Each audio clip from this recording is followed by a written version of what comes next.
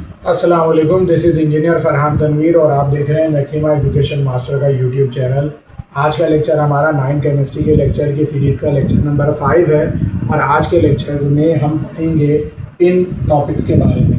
मैंने इस लेक्चर के जो ऑब्जेक्टिव्स हैं वो यहाँ पर क्लियरली मेंशन कर दिए हैं। हमें रिलेटिव एटॉमिक मास के बारे में पढ़ना है, फिर एटॉमिक मास यूनिट के बारे में, फिर मॉलिक्यूलर फार्मूला और एम्पेरिकल फार्मूला क्या होता है। Then we will be moving to the topic of atomic number and mass number और फाइनली हम मॉलिक्यूलर मास और फार्मूला मास के बारे में पढ़ेंगे और फिर उनकी कैलकुलेशंस को भी सीखेंगे। तो सबसे पहले बात कर लेते हैं रिलेटिव एटॉमिक मास के बारे में। देखिए, बड़ी सिंपल सी चीज़ है कि एटम्स का जो मास होता है उसको एटॉमिक मास कहा जाता है। यानी आपके पास एक एटम मौजूद हो और आप उस एटम को बैलेंस में या तराजू के किसी पलड़े में रख दें और फिर देखें कि उसका क्या मास है, किलोग्राम में, ग्राम में, व्हाटएवर सूट्स यू। तो आप उसको जब देखेंगे तो ये आपको उसका क्या मिलेगा, एटॉमिक मास मिल जाएगा। लेकिन यहाँ पर एटॉमिक मास की बेटा बात नहीं हो रही है। अगर आप गौर करें तो यहाँ पर बात हो रही है रिलेटिव एटॉमिक मास की।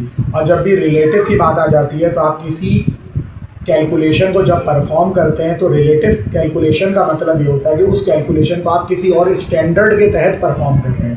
इसकी मिसाल ऐसी है कि एक बच्चे के पेपर में 100 मार्क्स आए, दूसरे बच्चे के 50 मार्क्स आए। तो अब अगर हम ये कहेंगे कि भाई पहले वाले बच्चे के दूसरे वाले बच्चे के मुकाबले में कितने मार्क्स आए हैं, तो आप ये बोलेंगे कि पहले वाले बच्चे के दूसरे वाले बच्चे के मुकाबले में दुगने मार्क्स आए। तो अब ये जो आप मार्क्स बता रहे हैं कि दुगने मार्क्स आए हैं, बेसिकली ये आप रिलेटिव बता रहे हैं। तो रिलेटिव के अंदर हमारे पास एक स्टैंडर्ड मौजूद होता है और हम उसकी मदद से किसी दूसरे की कैलकुलेशन को परफॉर्म करते हैं। समझ रहे हैं बात को। अगर आप मेरा मास अकेले का निकालेंगे, ये मेरा मास कहलाएगा। लेकिन अगर आप ये कहेंगे कि मैं जो हूँ वो एक और बंदे के मुकाबले में डबल मास रखता हूँ, तो ये फिर मेरा रिलेटिव मास हो जाएगा उस बंदे की निस्बत से, उस बंदे के हिसाब से। तो एटॉमिक मास अगर आपको निकालना है तो आप एटम को क्या करें, फिजिकल बैलेंस के पलड़े में रखिए। अगर आप ये काम कर सकते हैं, वैसे कॉन्सेप्ट है बेसिकली बस ये कि अगर आप किसी एक एटम का मास निकालोगे किसी और के तहत नहीं बल्कि उसके अपने आप के तहत निकालोगे कि उसका अपने अकेले का मास कितना आ रहा है, तो ये उसका क्या कहलाएगा, एटॉमिक मास कहलाएगा। लेकिन अगर आपने उसके एटॉमिक मास को किसी दूसरे स्टैंडर्ड के तहत नापा तो ये रिलेटिव एटॉमिक मास कहलाता है। अब सवाल ये पैदा हुआ वो स्टैंडर्ड क्या है। तो मैं पहले एक सिंपल सी बात करता हूँ, उसके बाद फिर मैं उसको ज़रा डिटेल में एक्सप्लेन करूँगा। देखिए, हमारे पास पहले स्टार्टिंग के अंदर साइंसदानों ने ये देखा, साइंटिस्ट ने ये देखा कि जो सबसे हल्का एलिमेंट है दुनिया में, इस कायनात के अंदर, वो हाइड्रोजन है। हाइड्रोजन के एटॉमिक मास को इन्होंने स्टैंडर्डाइज कर दिया एज 1 कि ये इसका जो मास है ये 1 है। समझ रहे हैं बात को। अब हाइड्रोजन की निस्बत से, हाइड्रोजन के हिसाब से दीगर चीज़ों का मास कैलकुलेट करने बैठ गए ये लोग।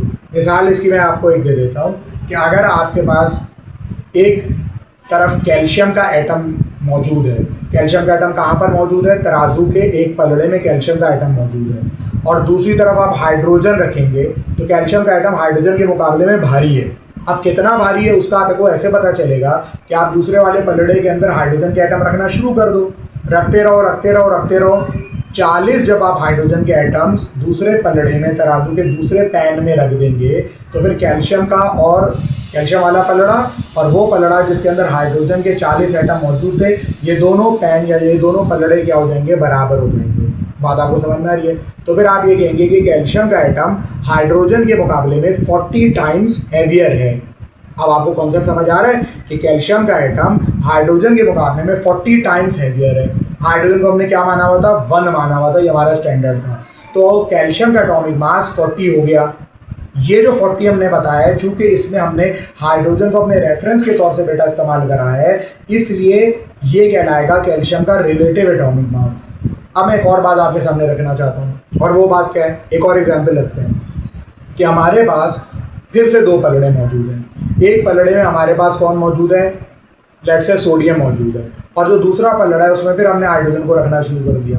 अब हुआ ये कि हाइड्रोजन हमको 23 रखने पड़ गए, तो सोडियम वाला पलड़ा और जो हाइड्रोजन वाला पलड़ा था वो बराबर हो गया। यानी कि एक पैन में फिजिकल बैलेंस के एक पलड़े में आपने सोडियम को रख दिया, तो दूसरे वाले पैन में या दूसरे वाले पलड़े में आपको 23 हाइड्रोजन्स को रखना पड़ गया। तो फिर अब आप क्या बोलेंगे कि sodium is 23 times heavier than hydrogen, so sodium का एटॉमिक मास 23 हो गया। तो स्टैंडर्ड जो दुनिया में स्टार्टिंग में बना वो क्या बना, वो ये बना कि हर किसी भी एटम का या हर किसी भी एलिमेंट के एटॉमिक मास को हाइड्रोजन की रिस्पेक्ट से नापा जाएगा। हाइड्रोजन को इन्होंने कंसीडर कर दिया एज 1 और फिर उसकी रिस्पेक्ट से बाकी चीज़ों का मास कैलकुलेट करना शुरू कर दिया।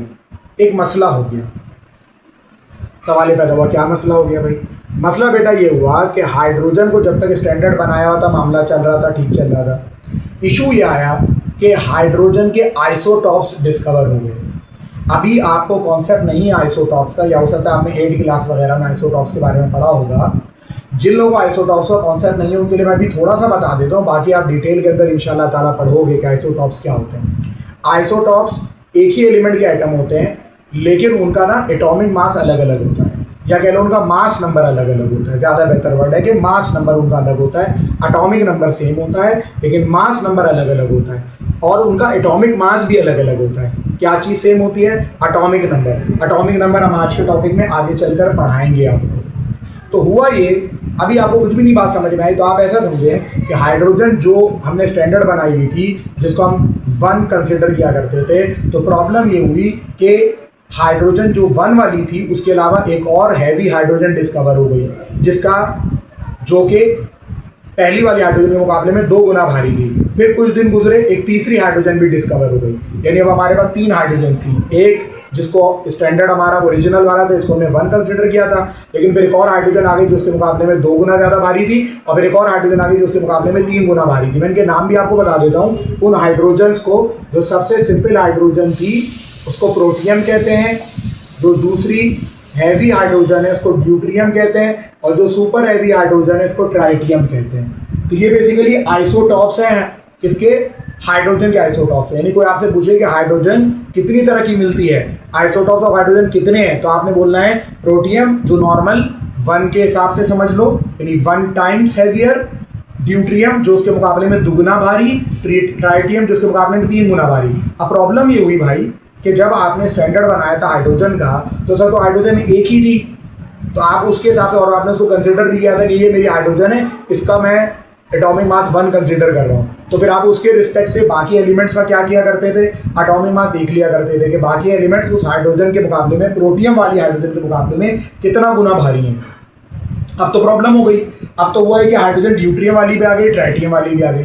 तो उन्होंने बोला कि यार अब तो 3 तरह की हाइड्रोजन हमारे पास अवेलेबल है, तो क्यों ना हम एक काम ये करें कि एक ऐसा एलिमेंट ढूंढें जिसके या तो आइसोटॉप्स ही ना हो, या आइसोटॉप्स अगर हो भी तो ज़्यादा एक ही टाइप का आइसोटॉप पाया जाए। तो फिर इनका अगला स्टैंडर्ड या इनकी अगली जो नज़र पड़ी ना, वो कार्बन के ऊपर पड़ी। किसके ऊपर पड़ी? कार्बन के ऊपर पड़ी। तो उन्होंने कहा अब हम स्टैंडर्ड जो बनाएंगे वो किसको बनाएंगे? वो हम कार्बन को अपना स्टैंडर्ड बनाएंगे। आप बात को समझ रहे हैं ना? किसको स्टैंडर्ड बनाएंगे? कार्बन को स्टैंडर्ड बनाएंगे। पर there was a problem. Carbon के साथ एक मसला था। कार्बन के साथ प्रॉब्लम ये थी कि शुरू में जब कार्बन का भी एटॉमिक मास नापा गया था, तो कार्बन जो थी वो हाइड्रोजन के मुकाबले में 12 गुना ज़्यादा भारी थी, 12 टाइम्स। आप समझ रहे हैं? अब स्टैंडर्ड डेटा बनाना 1 से बड़ा आसान होता है, क्योंकि अगर एक चीज़ 1 है तो दूसरी चीज़ उसके मुकाबले में कितना गुना भारी है निकालना बहुत ईजी है। समझ रहे हो बात को? कि 1 के मुकाबले में स्टैंडर्ड बनाना या 1 का नंबर ऑफ टाइम्स निकालना कि 1 के मुकाबले में कितना गुना, 1 गुना के मुकाबले में 20 कितना गुना होता है? 20 टाइम्स होता है। 1 गुना के मुकाबले में 40 कितना गुना होगा? 40 गुना होगा। अब मैं तुम लोगों से बोलूँ कि 12 के मुकाबले में निकालो कि 40 कितना टाइम्स भारी है, तो मुश्किल है। स्टैंडर्ड 1 से बनाना बहुत इजी होता है। इसीलिए फिजिक्स अगर आपने लेक्चर लिए हो तो हमने हमेशा स्टैंडर्ड 1 सेकेंड बनाए हैं, 1 किलोग्राम बनाए हैं, 1 मीटर बनाए, तो स्टैंडर्ड 1 से बनाना बहुत इजी है। तो प्रॉब्लम ये थी कि कार्बन को जब स्टार्टिंग में उसका मास नोट किया गया था, तो कार्बन का मास ही बेटा 12 था। कितना था? 12 था। तब तुम ये बताओ कि कार्बन जो 12 खुद अपना एटॉमिक मास रखता है, हम उसको स्टैंडर्ड के तौर से कैसे ट्रीट करें? क्योंकि 1 से हमने स्टैंडर्ड अपना बनाया हुआ था। तो इन लोगों ने ये कहा कि क्यों ना हम 12 वाली जो कार्बन है C12 जिसका एटॉमिक मास 12 है, इसको 12 से डिवाइड कर देते हैं। तो जब आप किसी 12 वैल्यू को 12 से डिवाइड करोगे तो ऑटोमेटिकली आंसर 1 आएगा। तो इन्होंने स्टैंडर्ड बजाय कार्बन को बनाने के उसके 12वें हिस्से को स्टैंडर्ड बनाया। किसको स्टैंडर्ड बनाया? कार्बन के 12वें हिस्से को स्टैंडर्ड बनाया। यानी इन्होंने कहा कि हम 1/12 ऑफ C12 एटम को जो है वो क्या करेंगे, वो स्टैंडर्ड के तौर से यूज करेंगे और ये ऑटोमेटिकली 12 1 12 12 1 12 1 ही आएगा। तो हाइड्रोजन की तरह हो गया। लेकिन वो वाला मसला चला गया। कौन सा वाला मसला? जो कि हाइड्रोजन के आइसोटॉप्स वाला मसला आ रहा था। लेकिन पता है क्या हुआ, बाद में ना कार्बन 14 वाली भी डिस्कवर हो गई। लेकिन बहरहाल फिर इन्होंने अपने आप को कार्बन तक ही महदूद रखा। अब आज के दौर में रिलेटिव एटॉमिक मास को डिफाइन कैसे किया जाता है, या आज के दौर में हम रिलेटिव एटॉमिक मास को कैसे समझाते हैं या समझते हैं? तो देखो, पहले हमने क्या बोला था? पहले हमने बोला था कि एटॉमिक मास हमें ये बताता है, या रिलेटिव एटॉमिक मास सॉरी ये बताता है कि कोई भी एलिमेंट का जो एटम है वो हाइड्रोजन के मुकाबले में कितना गुना भारी है। ऐसा ही है ना कि हाइड्रोजन के मुकाबले में जब सोडियम 23 गुना भारी था तो सोडियम का एटॉमिक मास को 23 कह दिया गया। हाइड्रोजन के मुकाबले में कैल्शियम 40 गुना भारी था तो कैल्शियम के एटॉमिक मास को 40 कह दिया गया। ऐसा ही था ना। तो अब हमने स्टैंडर्ड अपना ये बनाया कि हम ये कहेंगे कि कोई भी दुनिया का एलिमेंट का एटम है वो हाइड्रोजन तो ऑब्वियसली अब नहीं हो सकता, बल्कि अब हम क्या बोलेंगे कि दुनिया का कोई भी एलिमेंट उसका एटम, या दुनिया का कोई भी एटम 1/12 ऑफ कार्बन 12 के मुकाबले में कितना भारी है। अभी मैंने आपको समझाया कि 1/12 ऑफ कार्बन 12 दरअकीकत 1 ही होगा। तो आप दरअकीकत अपना स्टैंडर्ड 1 से ही बना रहे हो, समझ रहे हो ना बात को। लेकिन क्या हो रहा है कि आप अपना स्टैंडर्ड 1 से तो बना रहे हैं, लेकिन आपका आइसोटॉप वाला जो प्रोटियम ड्यूट्रियम ट्राइटियम वाला मसला था वो फॉर द टाइमिंग हल हो गया था। लेकिन बहरहाल मैंने आपको बताया कि उसके बाद C14 वाली कार्बन भी आ गई। लेकिन खैर है, इन्होंने स्टैंडर्ड भी सी को रखा है कि 12 वाली कार्बन के मुकाबले में, इसीलिए इन्होंने C12 डिफाइन किया है, C14 नहीं। C12 अगर हम C14 लेंगे तो फिर हमको 1/14 करना पड़ जाता। आप समझे ना बात को। तो कार्बन 12 के का 12वां हिस्सा, यानी कार्बन 12 है तो उसका 12वां हिस्सा 1 होगा। समझ रहे बात को। तो कार्बन 12 के 12वें हिस्से के मुकाबले में दुनिया का कोई भी एलिमेंट का एटम कितना टाइम्स भारी या हैवी है, ये उसका एटॉमिक मास कहलाता है। अब आज मैं ये कह सकता हूं कि अगर सोडियम का एटॉमिक मास 23 है, इसका मतलब ये है कि वो 12 वाली कार्बन के 12वें हिस्से के मुकाबले में 23 गुना ज्यादा भारी है। अब आपका आज का स्टैंडर्ड क्या है? आपका आज का स्टैंडर्ड हाइड्रोजन नहीं है, बल्कि आपका आज का स्टैंडर्ड 12 वाली कार्बन का 12वां हिस्सा है। तो 12 वाली कार्बन का जो 12वां हिस्सा है वो दरअकीकत 1 ही है। तब आप इस 1 के हिसाब से ही अपना स्टैंडर्ड बना रहे हो। तो कैल्शियम अगर 40 टाइम्स 40, कैल्शियम का एटॉमिक मास 40 है, तो इसका मतलब है कि कैल्शियम 12 वाली कार्बन के 12वें हिस्से के मुकाबले में 40 टाइम्स हैवियर है। समझ रहे बात को। इसी तरीके से अगर आपके पास क्या नाम है पोटाशियम है, तो पोटाशियम के एटॉमिक मास 39 है। इसका क्या मतलब है कि पोटाशियम 12 वाली कार्बन के 12वें हिस्से के मुकाबले में 39 टाइम्स हैवियर है। तो उम्मीद है आपको ये कॉन्सेप्ट समझ में आ गया होगा कि रिलेटिव एटॉमिक मास क्या होता है। तो बेटा याद रखना कि अगर तुम किसी भी एटम को बस तराजू में रखकर दूसरी तरफ वेट रख के उसका मास नोट करोगे, ये उसका सिर्फ एटॉमिक मास कहलाएगा। लेकिन अगर तुमने किसी भी एटम का एटॉमिक मास स्टैंडर्ड के मुकाबले में निकाला और वो स्टैंडर्ड आज के दौर में क्या है वो आपके सामने लिख दिया, तो ये रिलेटिव एटॉमिक मास कहलाएगा। इसको AR भी कहते हैं। क्या कहते हैं? AR, कैपिटल A और यहाँ R बना देते हैं, रिलेटिव एटॉमिक मास। अब हमारा ये कॉन्सेप्ट अल्हम्दुलिल्लाह हो गया क्लियर। अब हम मूव करेंगे एटॉमिक मास यूनिट पे। तो इसके लिए थोड़ी सी मैं जगह बना लेता हूँ पहले। अच्छा जी, तो नेक्स्ट कॉन्सेप्ट पे मैं जा रहा हूँ और नेक्स्ट कॉन्सेप्ट मेरे पास क्या है? एटॉमिक मास यूनिट का कॉन्सेप्ट है। अब देखो एक बात बताओ, दुनिया में जितनी भी चीज़ें मौजूद है ना, तो तमाम चीज़ों को नापने के लिए हमारे पास कोई ना कोई यूनिट होता है। अब मिसाल के तौर से मास नाप रहे हैं तो मास का यूनिट क्या है? किलोग्राम है। सही है। आप लेंथ को नाप रहे हैं तो लेंथ का यूनिट क्या है? मीटर है। तो भाई इसी तरीके से कुछ स्पेशल यूनिट्स भी होते हैं। स्पेशल यूनिट्स का मतलब अब आप सोने को नापते हैं तो सोने को नॉर्मली ठीक है आप किलोग्राम में नाप सकते हैं सोने को, लेकिन नॉर्मली सोने के लिए एक यूनिट बनाया हुआ है ना, तोला। क्या बनाया हुआ है? यूनिट तोला बनाया हुआ है। तो इसी तरीके से रिलेटिव एटॉमिक मास को नापने के लिए, चूंकि बहुत ही छोटी क्वांटिटी है, अब आप खुद सोचो एटम बेचारा खुद कितनी छोटी चीज़ है। तो इतनी छोटी चीज़ का जब आप क्या करोगे बैठ के, इतनी छोटी चीज़ का जब आप मास नोट करोगे तो वो कितना छोटा आएगा ना। तो आप उसके लिए क्या करोगे, एक अलग से स्टैंडर्ड बना लोगे। जैसे मैं एक और एग्जांपल भी आपको दे देता हूँ कि सोना आप भाई इतनी क्वांटिटीज में लेते हैं तो अच्छा लगेगा कि आप किलोग्राम में बताएंगे, किलोग्राम बेटा इतना बड़ा तो होगा ना कम से कम। तो सोने के लिए आपने 11.664 शायद ग्राम जो होता है वो 1 तोले के बराबर होता है, तो आपने एक अलग से स्टैंडर्ड बना लिया ना। तो इसी तरीके से चूंकि जब भी कोई चीज़ बहुत बड़ी हो जाए या बहुत छोटी हो जाए तो उसके लिए अलग से यूनिट बन जाते हैं, अलग से स्टैंडर्ड बन जाते हैं। मैं उसकी एग्जांपल आपको और दे देता हूँ। स्पेस में डिस्टेंसेस बहुत बड़े बड़े होते हैं, तो उन डिस्टेंसेस को लाइट ईयर्स में नापा जाता है, यानी वो फासला जो लाइट कवर करेगी अगर वो 1 साल तक ट्रैवल करती रहे तो इसको लाइट ईयर कहते हैं। समझ रहे हो ना बात को। वैसे ईयर जो होता है वो टाइम का यूनिट है, लेकिन लाइट ईयर डिस्टेंस का यूनिट है, ये बात याद रखिएगा। लाइट ईयर उस फासले को कहा जाता है जो लाइट 1 साल में कवर करती है अगर वो 3 लाख किलोमीटर पर सेकंड की रफ्तार से ट्रैवल कर रही हो। तो अब आपने अपना स्टैंडर्ड चेंज कर दिया ना, वहाँ आपने किलोमीटर में नहीं नापा, आपको पता है अरबों खरबों खरबों खरबों खरबों खरबों किलोमीटर आएंगे, तो यार वो ऐसा यूनिट लेकर आओ जो कि बड़ा हो। या इसी तरीके से आप फसल उग रही है तो चावल हुए आपके यहाँ, तो आप चावल किलोग्राम में थोड़ी किसान जो होता है वो आगे सेल करता है, वो तो मन के हिसाब से या टन के हिसाब से सेल होता है। तो जब जिस तरह की क्वांटिटी होती है उसके लिए एक स्पेशल यूनिट बनाना पड़ता है। चूंकि एटॉमिक मास बहुत छोटी क्वांटिटी है, अगर आप किलोग्राम में नापेंगे तो 0.00000 कोई 24, 25, 27, 28 इस तरह से आपके पास क्या आ जाते हैं, जीरोज आ जाते हैं। तो आपने उसके लिए एक स्टैंडर्ड बना लिया जिस स्टैंडर्ड का नाम है एटॉमिक मास यूनिट। इसको शॉर्ट फॉर्म में AMU भी कहते हैं, और आप आगे चल के पढ़ेंगे तो उसको खाली U से भी रिप्रेजेंट किया जाता है, एटॉमिक मास यूनिट या U। अब मसला लेकिन ये है कि आपने स्टैंडर्ड तो बना लिया, लेकिन हमेशा याद रखना कि कोई भी आप अपना स्टैंडर्ड बना लो। अभी देखो मैंने बोला कि सोना 1 तोले में नापा जाता है, तो 1 तोला जो है वो कितने के बराबर है, 11.664 ग्राम। जोड़ा ले आके मैंने उसको उसी SI यूनिट के साथ, SI यूनिट तो नहीं लेकिन SI यूनिट से निकला हुआ ग्राम, SI यूनिट किलोग्राम है, तो ले आकर मैंने उसको स्टैंडर्ड यूनिट के साथ ही जोड़ा, ऐसे किया ना मैंने।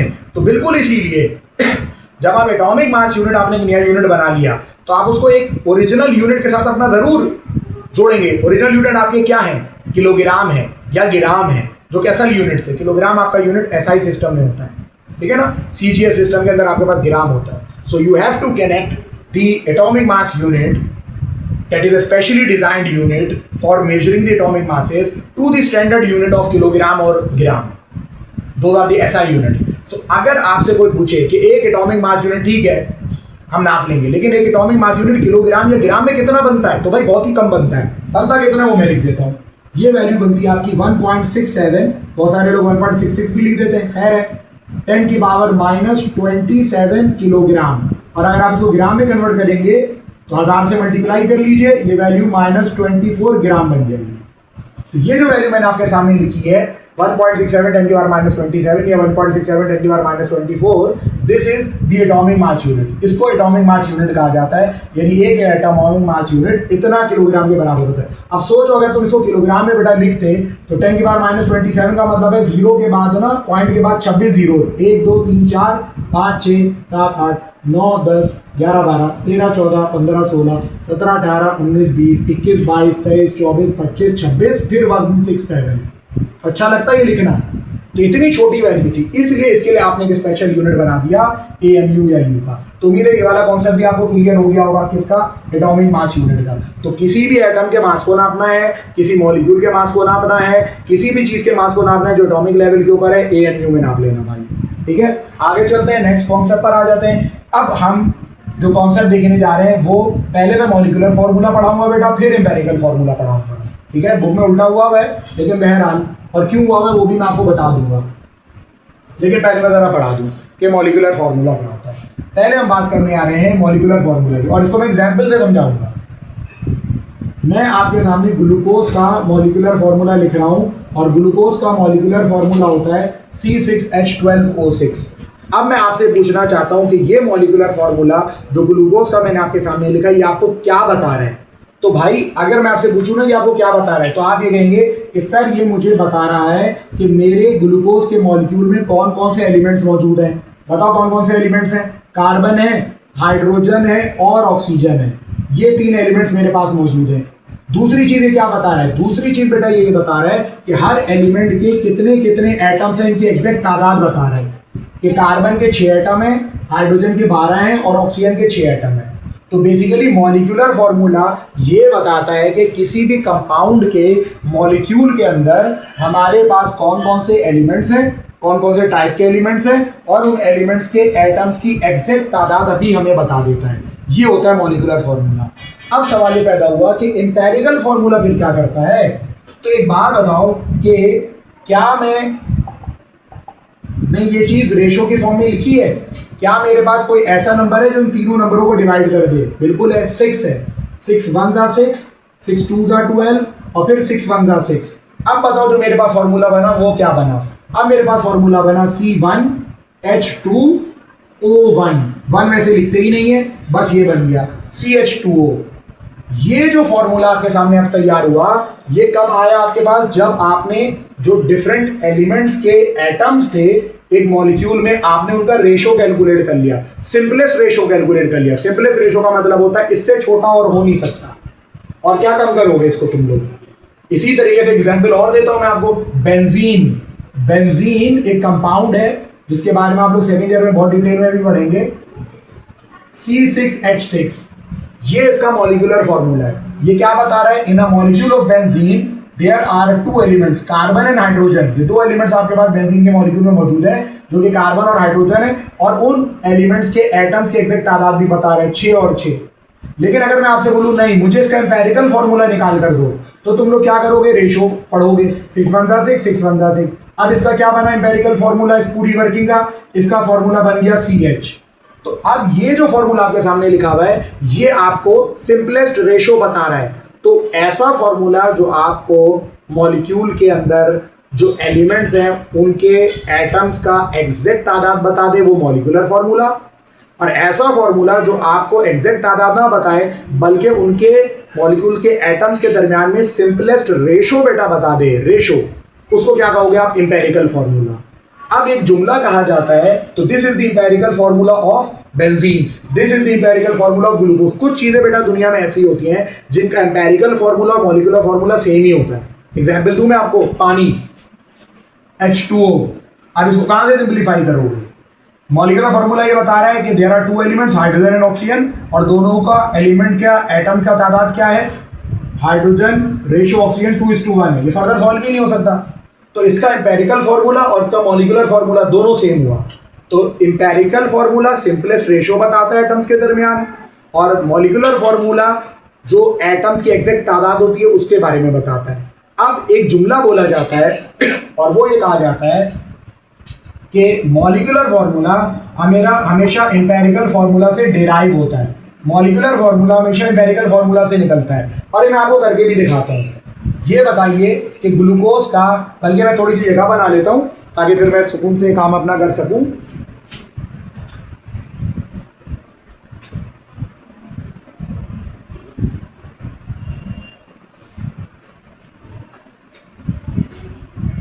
अब देखिए मैं आपसे ये कह रहा हूं कि मेरे पास बेंजीन का फॉर्मूला है। बेंजीन का एम्पिरिकल फॉर्मूला क्या है? CH। तो अगर मैं आपसे पूछूं कि बेटा इसको किस नंबर से मल्टीप्लाई करें कि मॉलिक्यूलर फॉर्मूला में कन्वर्ट हो जाए, मॉलिक्यूलर फॉर्मूला बताओ क्या था बेंजीन का? C6H6। तो आप लोग सब कहेंगे कि सर इसको आप 6 से मल्टीप्लाई करा दें, सही है। इसी तरीके से इत्तेफाक से ऐसा हुआ कि जो ग्लूकोज है उसका एम्पिरिकल फॉर्मूला क्या था? CH2O। अब मैं बोलूं बेटा इसको किससे मल्टीप्लाई कराऊं कि ग्लूकोज जो है वो अपने मॉलिक्यूलर फॉर्मूले में कन्वर्ट हो जाए, तो आप बोलेंगे सर फिर 6 से मल्टीप्लाई करा दें। तो ये जो 6 नंबर यहाँ पर लिखा हुआ है ये एम्पिरिकल फॉर्मूला से मल्टीप्लाई हो रहा है और आपको मॉलिक्यूलर फॉर्मूला दे रहा है। एक बात याद रखिएगा, ये नेसेसरी नहीं कि हमेशा ये 6 ही आए, भाई कुछ भी आ सकता है। मैं एक और एग्जाम्पल आपको देता हूँ। आप लोगों ने हाइड्रोजन पर ऑक्साइड के बारे में सुना होगा। ये जब जख्म वगैरह हो जाते हैं तो जख्म वगैरह धोने में भी यूज होता है, H2O2। अब आप खुद समझ सकते हैं कि अगर मैं आपसे इसका एम्पिरिकल फॉर्मूला निकलवाऊंगा तो मैं लिखूंगा हाइड्रोजन रेशो ऑक्सीजन 2:2। आप सॉल्व करो, 2 1 जा 2, 2 1 जा 2, टेबल तो आता होगा 2 का भाई। अब अगर मैं इसका तुम लोगों से क्या बनवाऊं, वही वाला रेशो बनवाऊं, तो तुम लोग बोलोगे कि सर आप HO यानी एम्पिरिकल फॉर्मूला को, क्योंकि H1O1 आ रहा है ना बेटा, तो HO ही लिखोगे। तो हाइड्रोजन पर ऑक्साइड का एम्पिरिकल फॉर्मूला क्या बन रहा है? HO। इसको आप 2 से मल्टीप्लाई कर दें तो आपको इसका मॉलिक्यूलर फॉर्मूला मिल जाएगा। तो भाई ये तीनों एग्जाम्पल्स क्लियर बता रही हैं कि अगर आपको इंपेरिकल फार्मूला पता हो और वो इंटीजर नंबर पता हो तो आप इन दोनों को मल्टीप्लाई करके अपना मॉलिक्यूलर फार्मूला निकाल सकते हैं। तो इसीलिए कहा जाता है कि आप molecular formula is derived, molecular formula निकलता है इंपेरिकल फार्मूला से। तो उम्मीद है ये बात भी आपको समझ में आ गई होगी। तो ये कॉन्सेप्ट भी हमारा क्या हो गया भाई, अल्हम्दुलिल्लाह क्लियर हो गया। अब हम आ जाते हैं किसके ऊपर, एटॉमिक नंबर और मास नंबर के ऊपर। इसको भी थोड़ा सा समझ लेते हैं। देखिए पिछली क्लास के अंदर भी मैंने बताया था कि हमारे पास जो एटम होते हैं, तो एटम में अल्लाह ताला ने मामला ये रखा है कि एटम के सेंटर पे हमारे पास क्या होता है बताओ। उस दिन भी बताया था मैंने, न्यूक्लियस है ना, ब्रांचेस ऑफ केमिस्ट्री के टाइम पे भी बताया। और बाहर कौन घूम रहे होते हैं बेटा, ये होते हैं वैसे ऑर्बिट्स। ऑर्बिट्स के और क्या क्या नाम है, ऑर्बिट्स को एनर्जी लेवल्स भी कहते हैं, ठीक है, और ऑर्बिट्स को बहुत सारे लोग शेल्स भी कहते हैं। यहाँ कौन घूम रहे होते हैं भाई, यहाँ घूम रहे होते हैं इलेक्ट्रॉन्स। और न्यूक्लियस में कौन होते हैं, न्यूक्लियस के अंदर प्रोटॉन्स और बोलो न्यूट्रॉन्स होते हैं। हमारी अगली दोनों डेफिनेशनों का ताल्लुक इस न्यूक्लियस के साथ है। पहली डेफिनेशन हमारे पास क्या है, अल्हम्दुलिल्लाह, एटॉमिक नंबर की। तो हम एटॉमिक नंबर को किस तरह डिफाइन करते हैं, खाली न्यूक्लियस में प्रोटॉन्स की तादाद बता दो। एटॉमिक नंबर सिर्फ और सिर्फ ताल्लुक रखता है किससे, नंबर ऑफ प्रोटॉन्स के साथ इन the nucleus, in the nucleus. और याद रखो कि एटॉमिक नंबर को कैपिटल Z से रिप्रेजेंट किया जाता है। जबकि अगर तुमसे कहा जाए कि मास नंबर को डिफाइन कर दो, तो मास नंबर में हम ये करते हैं कि हम इन दोनों को काउंट कर लेते हैं, यानी सम ऑफ बोलो प्रोटॉन्स एंड न्यूट्रॉन्स। न्यूट्रॉन्स और प्रोटॉन्स दोनों को सम कर दो। एक बात मैं तुम लोगों को और बताता चलूं कि प्रोटॉन्स और न्यूट्रॉन्स को कंबाइन करके न्यूक्लियॉन्स भी कहा जाता है। क्या कहा जाता है, न्यूक्लियॉन्स। हम एटॉमिक नंबर को डिफाइन करते हैं कि हमारे एटम के अंदर कितने प्रोटॉन्स मौजूद हैं, और अगर हम मास नंबर को डिफाइन करने लगे तो फिर हम ये कहते हैं कि हमारे एटम में कितने न्यूक्लियॉन्स मौजूद हैं, या ये कह लें कि हमारे एटम के अंदर कितने प्रोटॉन और न्यूट्रॉन मौजूद हैं। तो ये आपको मास नंबर मिल जाता है। अब ये टॉपिक भी अल्हम्दुलिल्लाह हमारा निमट गया। अब हमारे पास रह गया है मॉलिक्यूलर मास और फॉर्मूला मास का कॉन्सेप्ट, और इससे रिलेटेड कुछ एग्जाम्पल्स हैं जो हमें करनी है, ठीक है।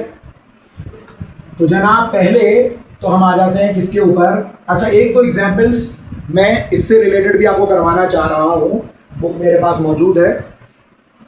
तो एक दो एग्जाम्पल्स भी आपके पास मौजूद हैं इसी एटॉमिक नंबर और मास नंबर के कॉन्सेप्ट से रिलेटेड। एक एग्जाम्पल 1.1 है, एग्जाम्पल है बेसिकली। एग्जाम्पल्स को भी ज़रूर सॉल्व किया करें, हम आगे चल के एक्सरसाइज भी पूरी कभी भी करेंगे। कहता है इफ़ एनी एलिमेंट, एक एलिमेंट है उसके पास 11 प्रोटॉन्स हैं, ठीक है। डेटा आपने बनाया, डेटा में गिवन और रिक्वायर्ड दो चीज़ें बनती हैं।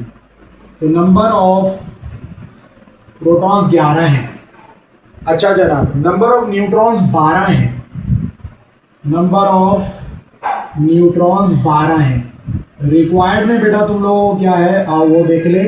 वो कह रहा है कि एटॉमिक नंबर बता दो और एटॉमिक मास बता दो। एक बात मैं आप लोगों को बता दूं, एटॉमिक नंबर बहुत ज़रूरी है ये बताना, Z, और दूसरा उसने बोला भाई एटॉमिक मास बता दो।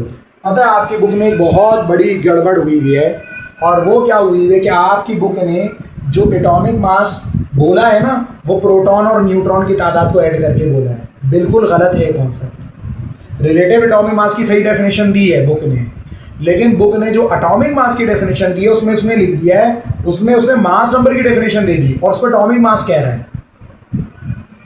अब प्रॉब्लम ये है कि हम इसका क्या करें।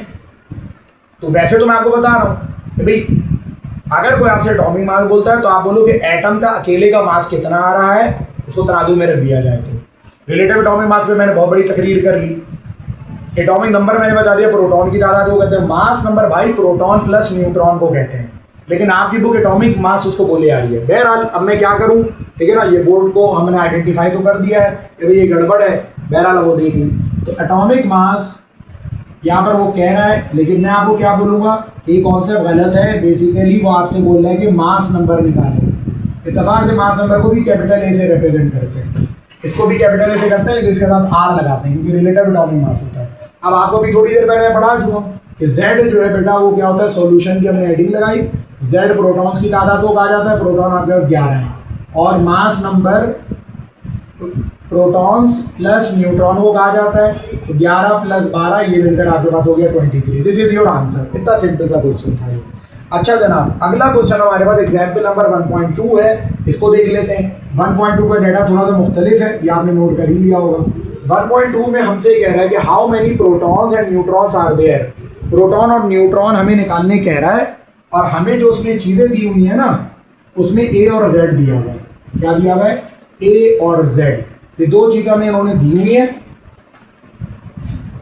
तो ए हमें कितना दिया हुआ है, यानी कि मास नंबर, जिसको बुक एटॉमिक मास कहा जा रही है बेवकूफ़ी में, और जेड हमें कितना दिया हुआ है, ये है 20। ये दो चीज़ें हमें दी हुई हैं, और हमसे जो रिक्वायर्ड है वो क्या है वो देख लेते हैं। हमसे कहता है कि प्रोटॉन बता दो और न्यूट्रॉन बता दो, प्रोटॉन्स की तादाद और न्यूट्रॉन्स की तादाद। आपने सीधा सीधा क्या लिखना है कि भाई जेड, सिंस जेड तो बराबर है किसके, पी के, देयरफॉर प्रोटॉन की तादाद तो भाई 20 हो गई, है ना, क्योंकि एटॉमिक नंबर ऑफ प्रोटॉन ही होता है। दूसरा, एंड ए के बारे में मैंने क्या बताया, न्यूट्रॉन प्लस प्रोटॉन, है ना, तो यहाँ तुमने रख दिया 40, न्यूट्रॉन्स हमें चाहिए थे, प्रोटॉन 20 है, 40, ये 20 यहाँ ऐड हो रहा है, वहाँ जाकर सब्ट्रैक्ट हो जाएगा, यहाँ से न्यूट्रॉन की वैल्यू भी 20 ही आ जाएगी। ठीक है, तो ये भी हो गया। अब हम आ जाते हैं एग्जाम्पल नंबर 1.3 पर। उससे पहले मुझे आपको मॉलिक्यूलर मास और फॉर्मूला मास का एक कॉन्सेप्ट देना है, ठीक है। अच्छा जनाब, इसके लिए मैं थोड़ी सी जगह बना लेता हूँ भाई, ठीक है, और इसकी एग्जाम्पल भी हम आपको सॉल्व करवा देंगे। सारे कॉन्सेप्ट हो गए, मैं इसको भी मिटा ही देता हूँ, ठीक है ना। बस मॉलिक्यूलर मास और फॉर्मूला मास बताना है आपको, उसकी 2 एग्जाम्पल्स करवानी है, और आज का लेक्चर हमारा इंशाल्लाह खत्म हो जाएगा। पहली चीज़ तो बेटा एक चीज़ समझो तुम लोग, बहुत इंपॉर्टेंट, मॉलिक्यूलर मास और फॉर्मूला मास समझने जा रहे हो, मॉलिक्यूलर मास और फॉर्मूला मास। तो पहले तो तुम्हें ये कॉन्सेप्ट होना चाहिए कि मॉलिक्यूल में और फॉर्मूला यूनिट में क्या फ़र्क होता है, बहुत इंपॉर्टेंट चीज़ है। सबसे पहले आप समझें कि मॉलिक्यूल वर्सेस फॉर्मूला यूनिट, इनमें क्या फ़र्क है, इन दोनों में क्या फ़र्क है। मॉलिक्यूल का ताल्लुक ऐसे कंपाउंड्स के साथ होता है जिसमें आयोनिक बॉन्ड ना हो, ज़्यादातर ये होते हैं कोवेलेंट बॉन्ड वाले, कोवेलेंट होते हैं ज़्यादातर नेचर में, कोवेलेंट नेचर है। और फॉर्मूला यूनिट्स का ताल्लुक, या formula units basically ionic nature वाले होते हैं। तब सवाल ये पैदा हुआ कि इन दोनों में क्या फ़र्क है। हम आगे चलकर डिटेल में पढ़ेंगे आयोनिक बॉन्ड और कोवेलेंट बॉन्ड के बारे में, लेकिन अभी मैं आपको थोड़ा सा कॉन्सेप्ट दे देता हूं, और मैंने पिछली क्लास के अंदर भी आपको ये थोड़ा सा कॉन्सेप्ट दिया था कि जब 2 एटम्स आपस में बेटा बॉन्ड बनाते हैं ना, आपस में जुड़ते हैं, क्योंकि हमने कंपाउंड के अंदर आपको ये कॉन्सेप्ट दिया था किस चीज़ का, कि कंपाउंड के अंदर जो एटम्स होते हैं वो केमिकली बॉन्डेड होते हैं। तो मैंने आपको वहाँ ये बताया था कि या तो एटम्स ये करते हैं कि वो एक इलेक्ट्रॉन, एक एलिमेंट दूसरे एलिमेंट को दे देता है, यानी एक एलिमेंट इलेक्ट्रॉन लूज करता है, दूसरा एलिमेंट इलेक्ट्रॉन को गेन कर लेता है। तो जो एलिमेंट इलेक्ट्रॉन को लूज करता है उस पर आ जाता है पॉजिटिव चार्ज। क्यों आ जाता है वो हम बाद में आगे चलकर पढ़ लेंगे। और जो एलिमेंट इलेक्ट्रॉन को गेन कर लेता है उस पर आ जाता है नेगेटिव चार्ज। तो एक हो जाता है आपका पॉजिटिव चार्ज वाला, अब वो एटम नहीं कहलाता, आयन कहलाता है। जब एटम उस वक्त बोलोगे जब तक कि वो न्यूट्रल है, तो जब एटम ने अपना इलेक्ट्रॉन लूज कर दिया वो पॉजिटिव आयन बन गया, और जब दूसरे एटम ने इलेक्ट्रॉन को गेन कर लिया तो वो क्या बन गया, नेगेटिव आयन। पॉजिटिव आयन को कैटाइन कहते हैं और नेगेटिव आयन को एन आयन कहते हैं। और जब ये पॉजिटिव आयन और नेगेटिव आयन आपस में जुड़ते हैं, जैसे NaCl में होता है कि Na पे प्लस और Cl पे माइनस होता है, सोडियम क्लोराइड, इतना फॉर्मूला तो आप लोगों ने पढ़ा होगा नमक का। तो बेटा प्रॉब्लम ये होती है कि एक Na प्लस के साथ ये Cl माइनस आया, इधर फिर एक और Cl माइनस आ जाएगा, ऊपर एक और Cl माइनस आ जाएगा, नीचे एक और Cl माइनस आ जाएगा, आगे एक और Cl माइनस आ जाएगा, पीछे भी आ जाएगा। इसी तरह इसको भी 6 तरफ से, मुख्तलिफ तरफ से पॉजिटिव आयन घेर लेंगे। तो आयोनिक कंपाउंड उस वक्त बनता है जब आयंस आपस में जुड़ते चले आते हैं। और प्रॉब्लम ये हो जाती है कि आयंस में हमें ये पता नहीं चल पाता कि ये प्लस वाला जो आयन था असल में ये इस नेगेटिव के साथ था या इसके साथ था, किसके साथ था। तो जब हम किसी पॉजिटिव आयन को किसी नेगेटिव आयन के साथ अटैच नहीं कर पाते, अटैच से मुराद है कि उसके साथ एसोसिएट नहीं कर पाते, हमको नहीं पता होता कि ये वाले Na+ ने इस Cl- को अपना इलेक्ट्रॉन दिया है, किसको दिया, किसको दिया, किसको दिया या किसी और को दिया, नहीं पता पड़ पा रहा। तो फिर ऐसी चीजों के लिए मॉलिक्यूल का वर्ड इस्तेमाल नहीं करते। मॉलिक्यूल एटम्स के ऐसे मजमूए को कहते हैं जिसकी अपनी एक अलग शनाख्त हो, ये मॉलिक्यूल होता है। एटम्स का ऐसा मजमुआ, ऐसा कॉम्बिनेशन जिसकी अपनी एक सेपरेट आइडेंटिटी हो, अपनी एक सेपरेट शनाख्त हो, हम आइडेंटिफाई कर सके कि ये वाला एटम इस वाले एटम के साथ जुड़ा हुआ है। मिसाल मैं देता हूँ, पानी की एग्जांपल देता हूँ। पानी में कोवेलेंट कंपाउंड है। कोवेलेंट मॉलिक्यूल्स आयोनिक में तो छीना झपटी होती है ना इलेक्ट्रॉन की, एक एलिमेंट अपना इलेक्ट्रॉन दे देता है, दूसरा गेन कर लेता है। कोवेलेंट में ऐसा नहीं होता। कोवेलेंट में दोनों एटम्स आपस में इलेक्ट्रॉन्स को शेयर करते हैं। अब उसमें फिर क्या होता है, उसमें होता है जैसे H2O है तो O के साथ ये 2H मौजूद है, फिर अलग से एक और O होगा उसके साथ 2H होंगे, फिर एक और O होगा उसके साथ 2H होंगे, फिर एक और O होगा उसके साथ 2H होंगे। तो नाउ आप आइडेंटिफाई कर सकते हैं कि ये दोनों हाइड्रोजन इस ऑक्सीजन के साथ हैं, ये दोनों हाइड्रोजन इस ऑक्सीजन के साथ हैं, ये दो हाइड्रोजन इस ऑक्सीजन के साथ हैं। तो आप एसोसिएट कर पा रहे हैं एक एटम के ग्रुप को, ये ग्रुप ऑफ एटम्स बन गए। इसमें आप नहीं बता पा रहे, आपको नहीं पता ये प्लस इसके साथ है कि इसके साथ है कि इसके साथ है कि उसके साथ है। तो जब हमारे पास एटम्स का मजमुआ हो जिसकी अपनी एक अलग शनाख्त हो, जिसको हम आइडेंटिफाई कर सकें, तो वो मॉलिक्यूल कहलाता है। तो भाई पहले तो आपको ये कॉन्सेप्ट बिल्कुल क्लियर होना चाहिए। इसलिए मैं ये कहता हूं कि अगर मैं आपसे बोलूं कि ग्लूकोज का मॉलिक्यूलर फॉर्मूला बताओ तो आप बोलेंगे C6H12O6। पानी का मॉलिक्यूलर फॉर्मूला बताओ तो आप बोलेंगे H2O। सोडियम क्लोराइड का मॉलिक्यूलर फॉर्मूला बताओ, ये मैं गलत कह रहा हूं क्योंकि सोडियम क्लोराइड आयोनिक कंपाउंड है और आयोनिक कंपाउंड में मॉलिक्यूल का वर्ड इस्तेमाल नहीं कर सकते। तो सवाल ये पैदा हो फिर क्या वर्ड इस्तेमाल करें, फॉर्मूला यूनिट इस्तेमाल करें। आप ये बोलें कि कॉमन सॉल्ट का जो फॉर्मूला यूनिट है वो NaCl है। आप ये कहें कि मैग्नीशियम क्लोराइड का जो फॉर्मूला यूनिट है वो MgCl2 है। आप कहें एल्युमिनियम सल्फेट का जो फॉर्मूला यूनिट है वो Al2SO4 टेकन थ्राइस है। आप समझे ना बात को। तो ये मिक्स नहीं करना कॉन्सेप्ट। आयोनिक कंपाउंड के लिए मॉलिक्यूल का वर्ड इस्तेमाल नहीं करना और कोवेलेंट कंपाउंड्स के लिए मॉलिक्यूल का वर्ड इस्तेमाल करना। अब आपको ये मॉलिक्यूल और फॉर्मूला यूनिट का फर्क समझ में आ गया। अब आप समझ सकते हैं कि मॉलिक्यूलर मास और फॉर्मूला मास क्या होता है। आए देखते हैं। तो केमिस्ट्री इतनी सिंपल नहीं है कि आप इसको बेड ऑफ रोजेस की तरह ट्रीट करें। आपको इन लेक्चर्स को डिटेल में समझना पड़ेगा और वंस आपकी बेस बन गई तो आगे की केमिस्ट्री आपके लिए बहुत आसान होगी। वरना कुछ नहीं है, सारी ज़िंदगी रट्टे मारते रहे। तो हमारे इस चैनल का मकसद सदका जारिया भी है। अल्लाह ताला हमारे इस काम को कबूल करे। दूसरी बात ये कि भाई अल्लाह ताला आपके दिल में भी बात डाले कि आप हमारे लिए दुआ करें ताकि हमारे आगे की ज़िंदगी में भी आसानी हो और अल्लाह ताला कब्र के मामलात को भी आसान करे। दूसरी बड़ी इंपॉर्टेंट बात ये कि हर आदमी अफोर्ड नहीं कर सकता अच्छी एजुकेशन, ठीक है ना। तो मेरा बड़ा लंबा एक्सपीरियंस हो गया है इस कोचिंग की फील्ड में, क्या बहुत टाइम गुजार दिया।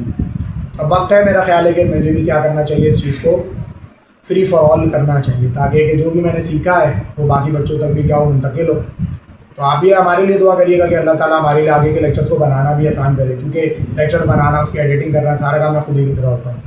तो ये काफ़ी ज़्यादा हेक्टिक होता है क्योंकि साथ में और भी बहुत मसरूफियात हैं। आप अल्लाह से ये दुआ करिएगा कि कम अज़ कम ये जो काम है पूरा इसको अल्लाह ताला पाए तकमील तक पहुँचा दे और हमारी हिम्मत को बरकरार रखे। तो ये मेरी आप लोगों से बड़ी स्पेशल रिक्वेस्ट है। ये खैर बहरहाल, तो लास्ट चीज़ पर मैं जाना चाहता हूँ और वो हमारी क्या है, वो है molecular mass and formula mass. ये लास्ट टॉपिक है हमारा। बेटा मैं मॉलिक्यूलर मास के लिए एग्जाम्पल ले लेता हूँ GCPT, मेरा ग्लूकोज बेचारा, और फार्मूला मास के लिए एल्युमिनियम सल्फेट की एग्जांपल ले लेता हूँ।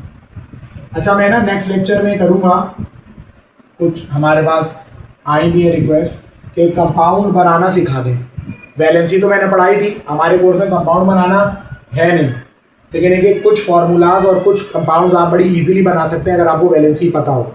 तो मैं ये करूँगा कि नेक्स्ट जो लेक्चर होगा ना उसमें मैं वैलेंसी से आपको पूरे यहाँ पर वैलेंसियों का चार्ट बनवा दूंगा, मुख्तलिफ बड़े बड़े एलिमेंट्स जिनकी हमको ज़रूरत पड़ती है, जो ज़्यादा मशहूर हैं, रेडिकल्स और आइंस हो गए। लेकिन वंस हमें वो कॉन्सेप्ट पहले होता है, बल्कि नेक्स्ट लेक्चर नहीं उसके नेक्स्ट लेक्चर में कर दूँगा, क्योंकि नेक्स्ट लेक्चर में मैं आपको आइंस का, रेडिकल्स का कॉन्सेप्ट देने वाला हूँ। तो वो हो जाएगा, तो या तो उसी लेक्चर में डाल दूंगा या फिर उससे बाद वाले लेक्चर में इंशाल्लाह ज़रूर डाल दूंगा, और कंपाउंड बनाना आपको सिखा दूंगा इंशाल्लाह, स्पेशली आयोनिक कंपाउंड्स। ठीक है। अच्छा, तो अब मॉलिक्यूलर मास और फॉर्मूला मास, और याद रखना अगर एटॉमिक मास AMU में नपता था तो ये दोनों भी AMU में ही नपेंगे, क्योंकि एटम के लेवल के मास हैं। लेकिन होता क्या है मॉलिक्यूलर मास, जितने भी एटम्स हैं ना मुख्तलिफ एलिमेंट्स के, सबके एटॉमिक मासेस को ऐड कर लो, सम कर लो, तो जो मास तुम्हारे पास आता है वो मॉलिक्यूलर मास कहलाता है। मिसाल के तौर से अगर मैं आपसे बोलूँगा कि जो एक मॉलिक्यूल है ग्लूकोज का, 1 मॉलिक्यूल ऑफ ग्लूकोज में क्या क्या है, आप बोलेंगे 1 मॉलिक्यूल ऑफ ग्लूकोज में 6 कार्बन है, 12 हाइड्रोजन है और 6 ऑक्सीजन है। नाउ हम मॉलिक्यूलर मास आपसे बोल रहे हैं कि आप इनका मॉलिक्यूलर मास निकालो।